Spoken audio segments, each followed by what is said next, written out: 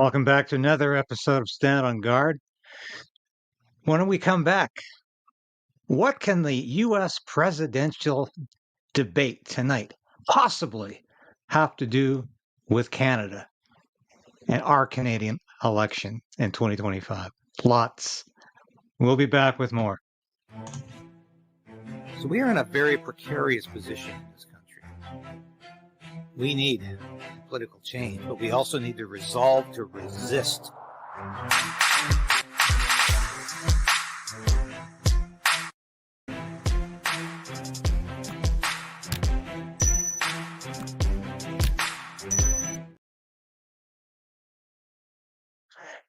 Barry, you're right. This is going to be amazing. I've got so much to talk about today. Thanks for joining me. And want to mention just the usual at this point. Please subscribe. If you haven't, please resubscribe if YouTube has taken your name down. And please give us the thumbs up so we can beat that YouTube censorship. And as we continue to beat Trudeau censorship. So we've got a lot to talk about today.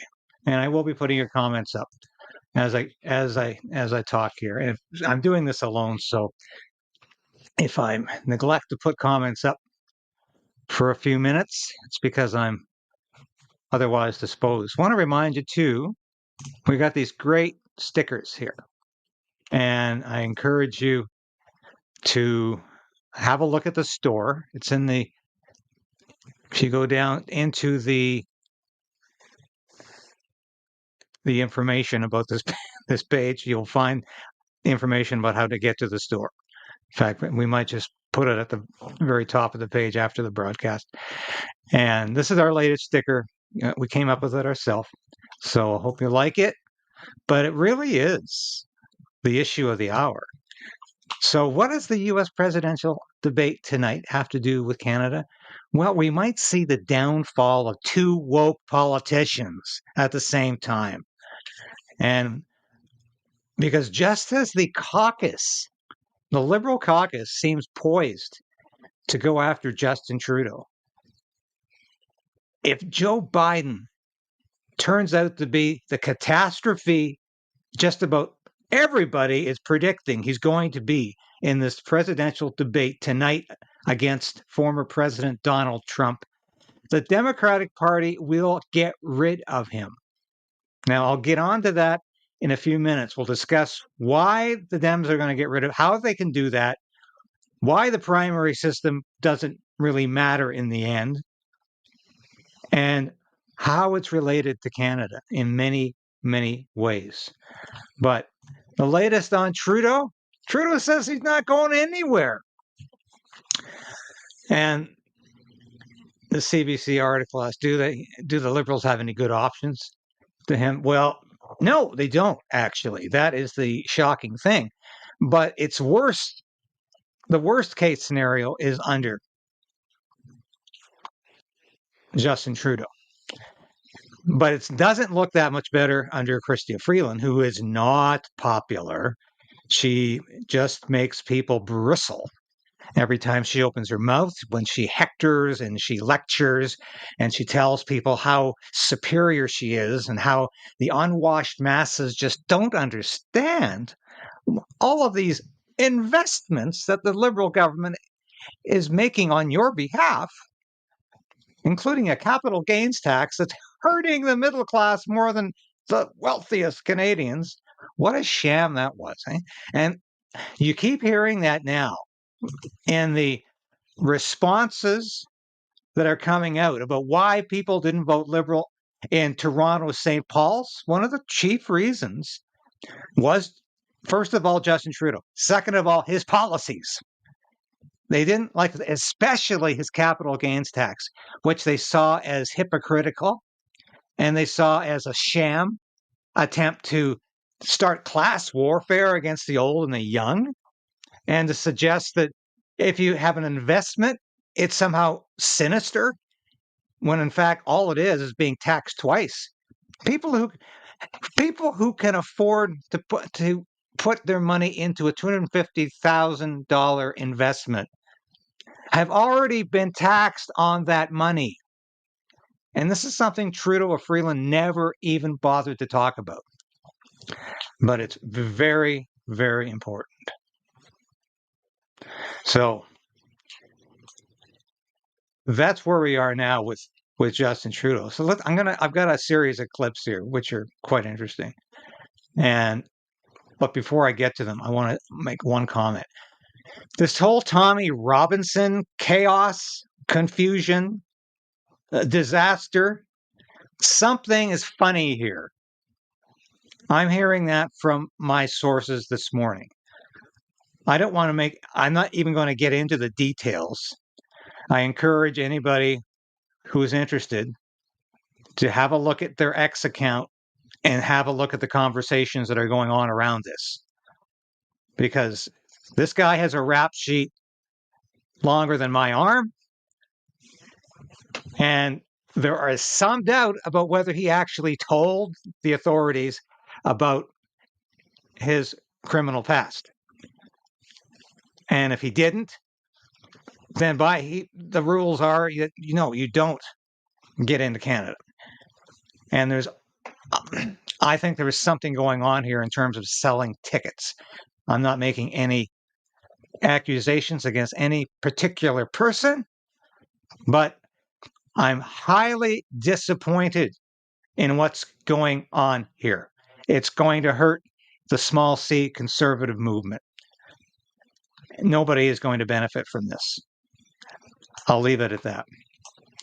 Let's have a listen here to Stephen Guilbeault, Disco Stephen Guilbeault, doing his best to sound confident. Conservation, though, so let's talk about that. How are the Liberals going to be able to save themselves in the next election, given the trajectory after the by-election in Toronto and what that says about the prospects in other parts of the country? Well, as I said to your colleague from Radio Canada in French, I think that I'm not a political analyst expert, but I know enough about politics that one should be careful by drawing direct links between a by-election and a general election. And we know that different things can happen in by-election. It's certainly not the result that we were hoping for. And I want to thank Leslie and all of her teams of volunteers who worked so hard. It's not what we were hoping in terms of result, but we have many months ahead of us to continue working to help Canadians and to support Canadians, and I continue to believe that we can do that to get to a result that will be one that we hope for in the next election. So Guilbeault is repeating the Trudeau line here about not the result we hope for. Well, duh. No, it's not the result you hope for. Is that the best you can come up with? He's about as eloquent and articulate as Justin Trudeau, who came up with the same thought. And that's not exactly what the result we hope for. No, it's not the result you hope for. But once again, it's a policy problem. They're not giving you enough policies. And that, of course, Guilbeault is an environmental extremist. He's an environmental activist. They put him in a suit and they put him in cabinet and they said, "You're the environment and climate change minister. Go do your thing." And he's been doing his thing since he got there. He has been decimating the Canadian economy. He has been destroying Canadian productivity. He's been putting unnatural and unrealistic objectives in place for the environment. These guidelines and these rules and these regulations that are political or economic suicide, and they're finally becoming political suicide. And it is just amazing. But I don't think it's like I said yesterday. Yes, there are times when a by-election can indicate the national consensus. There are times when a by-election can be indicative of how the general voters writ large feel. Because a by-election can sometimes represent, and I used this phrase yesterday, a seismic shift in public opinion. And that is precisely what is happening and what happened in Toronto. And this is why it's going to become more and more difficult for Justin Trudeau to stay in as leader. The Prime Minister and other ministers have said that you are prepared to listen to Canadians and that you are learning from this by-election loss. In regards to listening, the majority of provinces are against the carbon tax. And is this something that is going to be under consideration for your government to roll it back and hit pause all across Canada, given that you've already done it in Atlantic Canada, given that you are not going to penalize individuals in Saskatchewan for not paying the tax? Will that be a consideration when we talk about making a policy that impacts Canadians immediately, that they can? Oh, look at that look on his face. Don't go there. Don't say it. The carbon tax is sacrosanct. The carbon tax is sacred. We will not touch the carbon tax, even though the carbon tax is a punitive, impoverishing measure and does absolutely nothing, absolutely zero to affect climate change. It's not reducing our greenhouse gas emissions. And even if it did, I'll say it again, it wouldn't have an impact on the global carbon footprint because Canada produces so few of those greenhouse gas emissions. So it is a useless measure that simply penalizes people for driving their cars and heating their homes. And that's what Guilbeault put it in place for, to punish Canadians for doing things he doesn't approve of, for doing things he doesn't like. He is a madman, just like his leader. And of course, he's about to say, well, no, we're not going to touch the carbon tax. So are they listening to Canadians? Of course they're not listening to Canadians. Canadians are saying loud and clear, get rid of your damn carbon tax. It's punitive. It's costly. It's got nothing to do with climate change. It's a stupid tax. And we're not getting back more in your silly rebate than we're giving up every time we put gas in our cars. Canadians aren't that stupid. Guilbeault is so committed to an ideology, just like Justin Trudeau, that he refuses to listen to reason.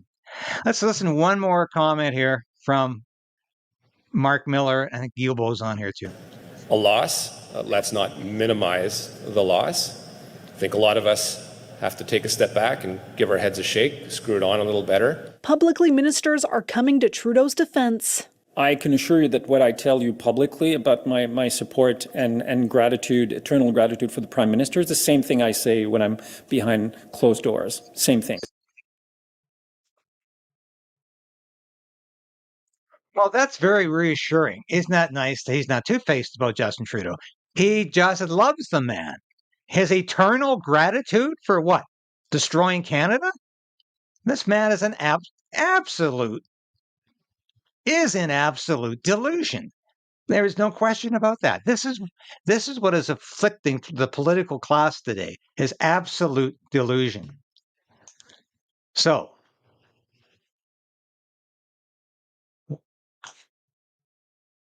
want to talk about Joe Biden.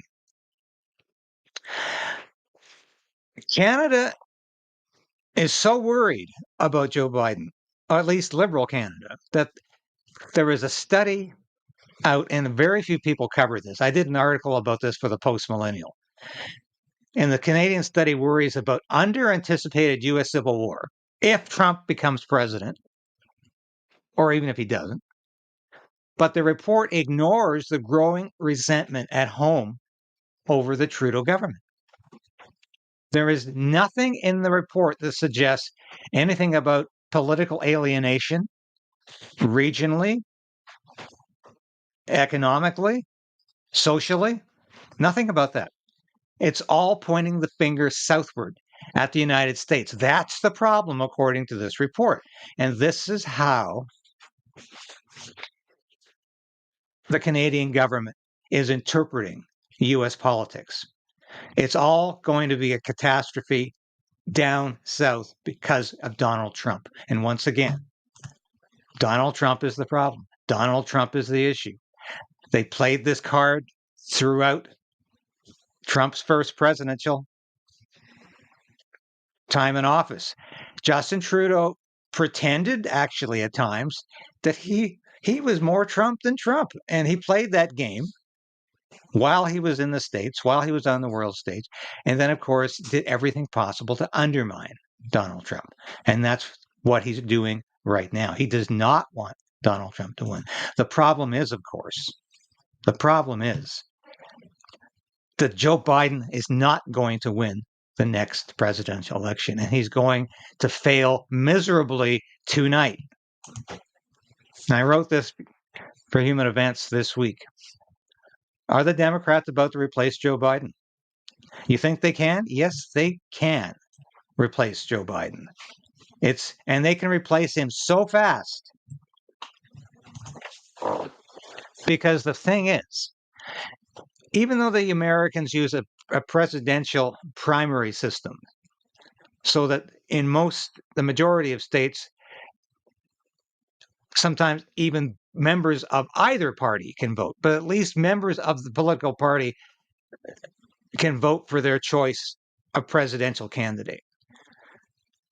So it's a much more democratic process than exists in Canada. But it only exists because the party says it can exist. There was no constitutional amendment required to pass the primary system.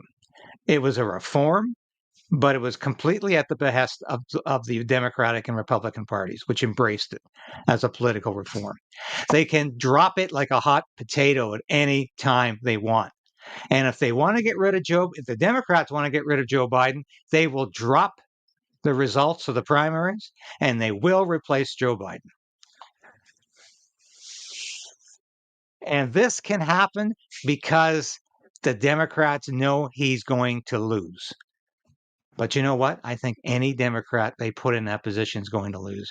Because like the Liberals in Canada, the Democrats in the States don't think any of this is their fault. They don't think the economic hardship has anything to do with their policies. They don't blame themselves for bad immigration policies. And Biden's are even worse than Trudeau's. They don't think people are getting sick and tired of having pride season pushed down their throat, gender ideology pushed down their throat, and then this whole woke ideology being shoved down their throat. They don't really believe that's their fault. The Democrats think that's not an issue. It's all about Joe Biden. And this is how the Trudeau Liberals are talking the same way.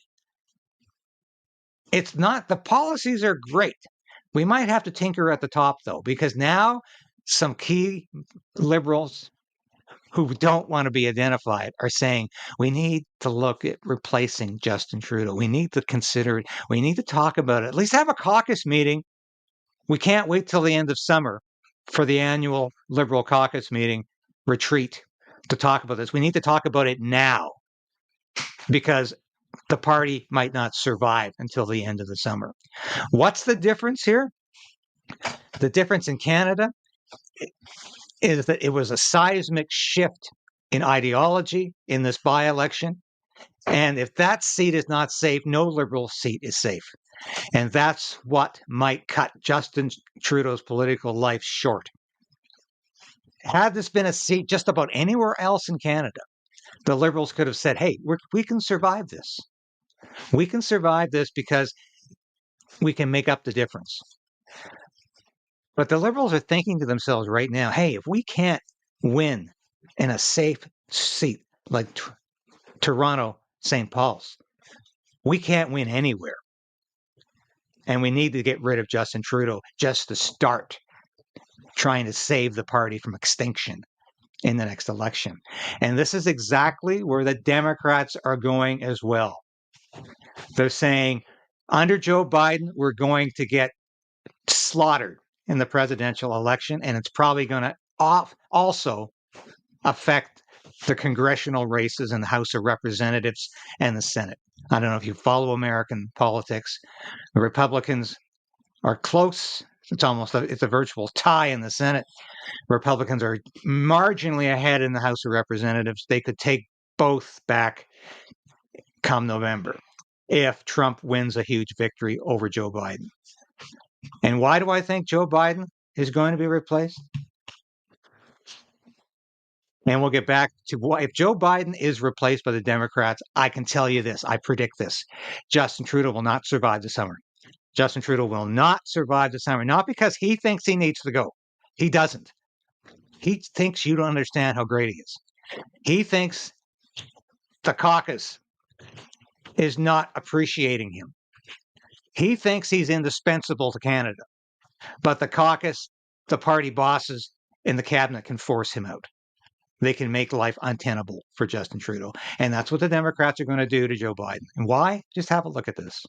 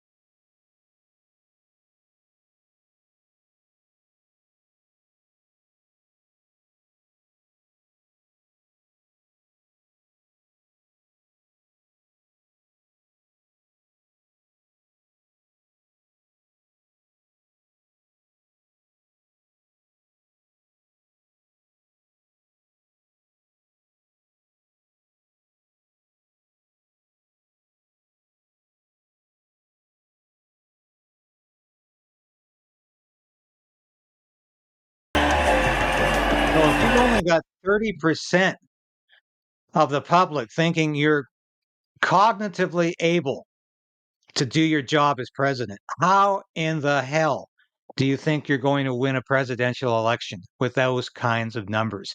And you know what? That's similar to Justin Trudeau's support. He's down at about 30% approval. It's not that 30% think he's so demented he can't do his job. 30% of Canadians approve Justin Trudeau. 70% of Canadians think the country's broken. This is a recipe for disaster. And I'm saying that as things go in the US with Joe Biden, things will go to Justin Trudeau. Last week, I didn't think it was possible that this by-election would significantly alter the status quo in terms of the Liberal leadership. I'm seeing things change before my eyes. I've never seen political factors change so quickly, so rapidly. And this is because politics is often about the unknown factors. And this by-election truly was a major shift in public opinion. It represents a major shift in public opinion. Here's a few more clips to Joe Biden. The guys who are the kleptocracies. Fast forward to present day. In the past few weeks, the president has at times been completely incoherent during not one, but several speeches.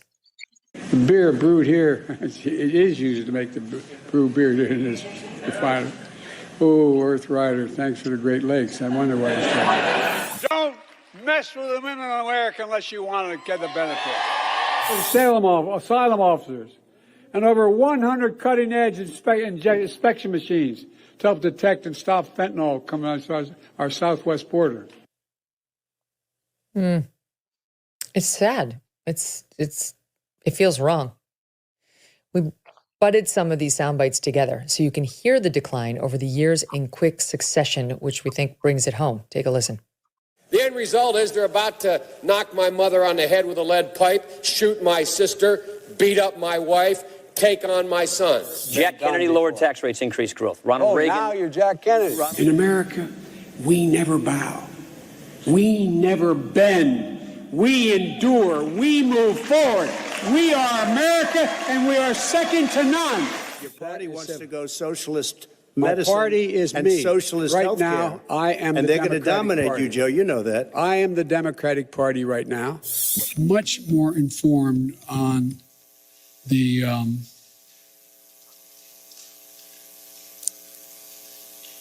motives of some of the political players and some of the beer brewed here, it is used to make the brew beer in this refinery. Oh, Earth Rider, thanks for the Great Lakes. I wonder why he's talking. Don't mess with the women in America unless you want to get the benefit.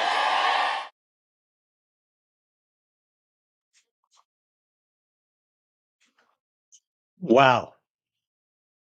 And as I say, the Democratic communications people have been trying to say that some of these incidents are deep fakes, which is ludicrous. The G7 footage there that I showed you, that was captured by major news networks around the world. This is not some sort of Republican conspiracy. This is not some sort of Make America Great Again conspiracy. This is obviously a man who is unable to function anymore.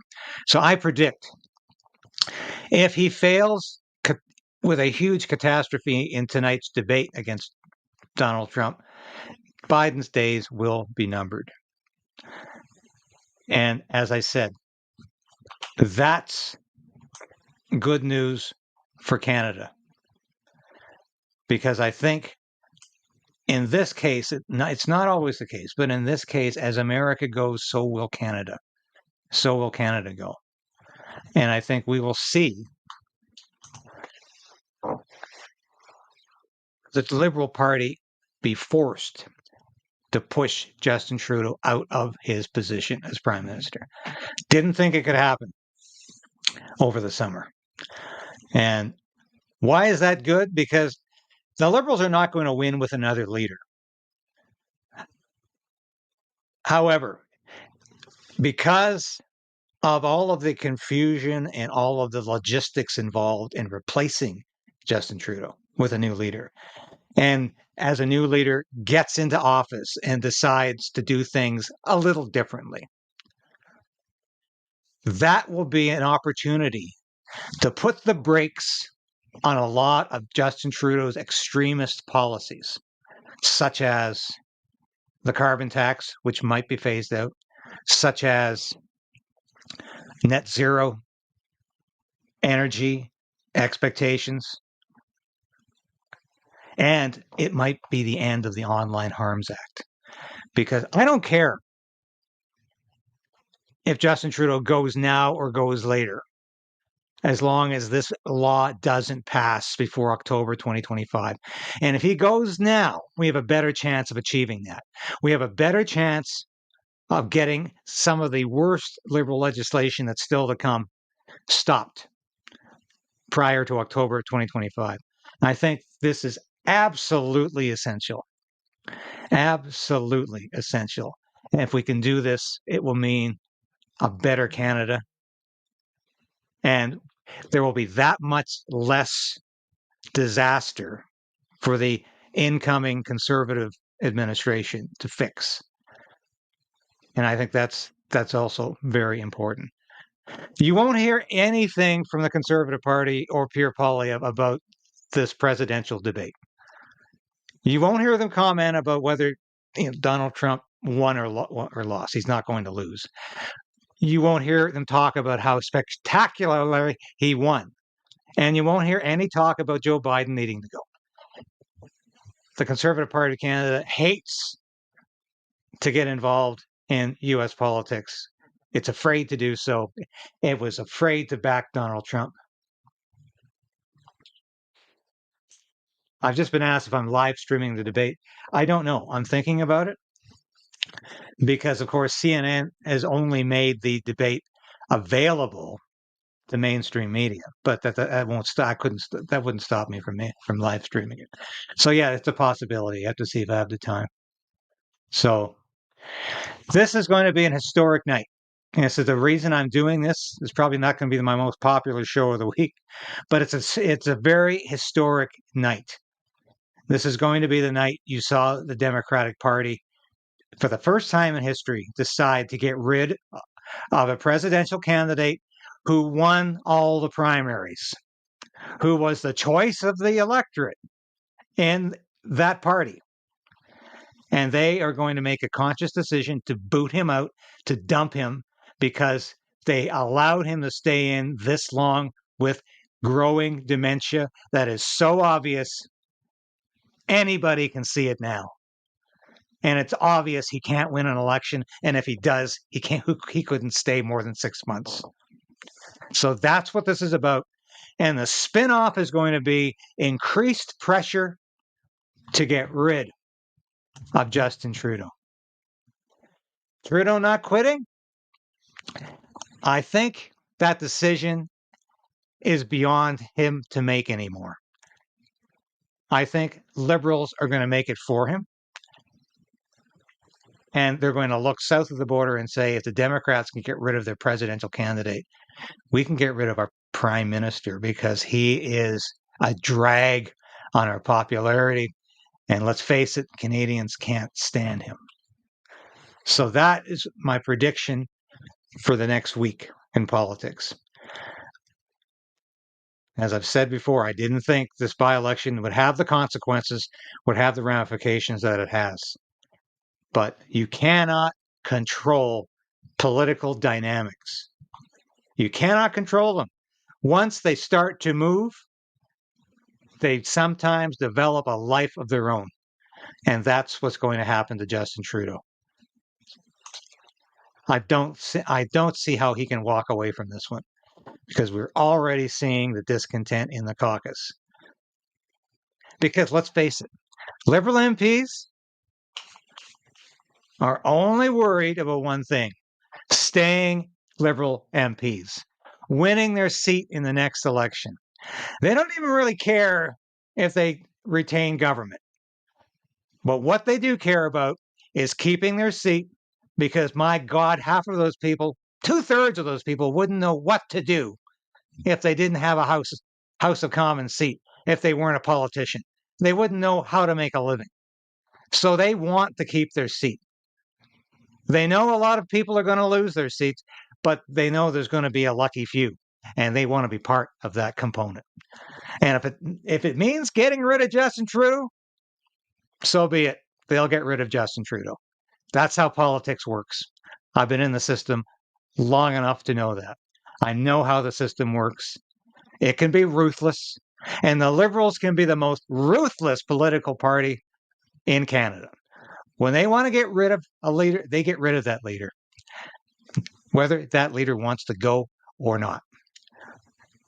Whether the public even thinks that leader should go, they will make that decision. And this by-election has made that a possibility. So I'm going to keep watching this. I'm going to talk about how things went in this debate tonight. But I can tell you,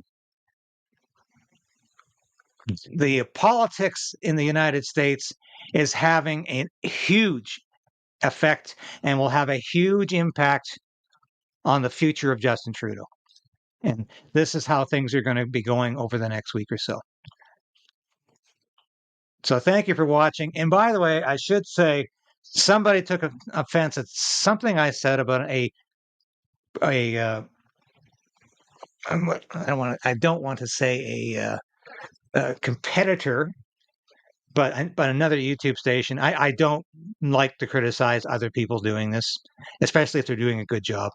I will only criticize people if they put up fake news and disinformation, because that hurts us all. But if they're doing their job, I'm sorry if somebody took offense over that yesterday. I don't want to criticize people for doing the job. And I think most small C conservative broadcasters are doing that. And I'm not here to criticize anybody. I'm just here to offer my perspective, my vision, and my 30 plus years of experience as a journalist, as a military officer, and as somebody who worked in Parliament Hill and knows the system and wants to expose it. Wants to expose it because, believe me, this fight isn't over when Justin Trudeau is no longer Prime Minister. This fight isn't over when the Liberal Party is no longer the government of Canada. We have to continue to put the pressure on whomever replaces Justin Trudeau, whatever replaces the Liberal Party, whatever takes the place of the Trudeau government. We have to keep the pressure on to keep common sense, small c conservative policies in place. And that fight never ends. It's not all about Justin Trudeau. It's not all about the Liberals. It's about truth, justice, and achieving political objectives. So thank you for watching today. I've gone a little over time. And your comments are appreciated. And I tell you this, we're going to be doing this from now on at from 10:30 or 11, probably 11 o'clock. We're going to keep doing the morning broadcasts throughout the summer, but 9 seemed to be a little early. 11 might be a little late, but I will decide by tomorrow whether it's 10:30 or 11, but it's going to be either of those times. And we're going to continue to talk about the top stories of the day.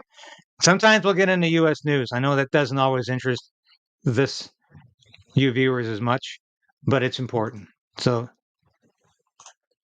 thank you for all your comments today. God bless you all. And I mean that from the bottom of my heart. Thank you for your support. You guys are wonderful. And I'll be back again tomorrow. Thank you for watching this episode of Stand on Guard and being a part of the KRAYDEN'S Right channel. If you've watched this episode to this point, you've watched it all. And that's really important for a small station like this. We always say subscribe, hit the bell, be a part of the KRAYDEN resistance. Resolve to resist. That's what we're doing. And if you become a subscriber, if you're a supporter of this station or a member through Substack, through YouTube, and now you can be a local as well, that's so important to us because I couldn't do this without you. I made a decision to become an independent journalist about a year ago because I wanted to bring all of my experience in the military, in journalism, to you. I don't promise anything I can't deliver. I don't offer clickbait. I offer truth. The truth is out there, and it's my job to bring that truth to light and to you. Thanks for being a part of the KRAYDEN'S Right resistance, and we'll see you again soon. So we are in a very precarious position in this country. We need a political change, but we also need to resolve to resist.